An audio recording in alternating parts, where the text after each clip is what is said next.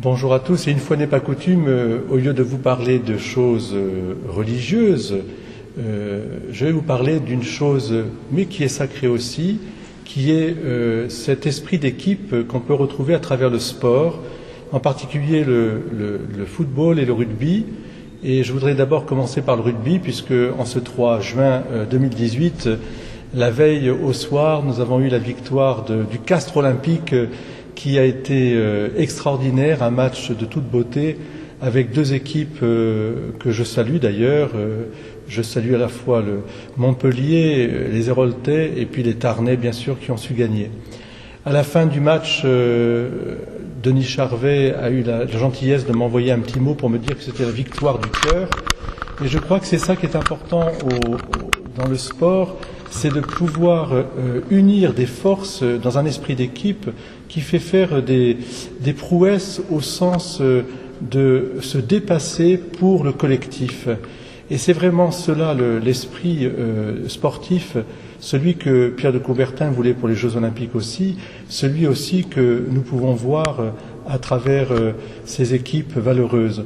Ici dans la région, le rugby est très représenté. Nous avons le 13 à Carpentras qui va fêter ses 80 ans.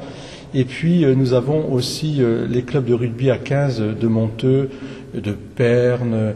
Nous avons aussi ceux de plus loin du Pontet, enfin qui sont des clubs reconnus.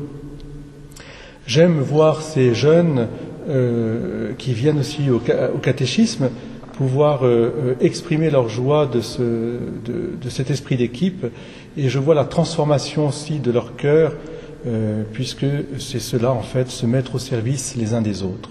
Alors ce n'est pas du tout éloigné de nos préoccupations spirituelles, puisque pour nous aussi, ce qui est important, c'est que tout en déployant la personnalité de chacun, eh bien, dans l'Église, à la suite de Jésus, nous sommes tous appelés à former une famille, une vraie famille de Dieu, famille missionnaire de la joie de l'Évangile.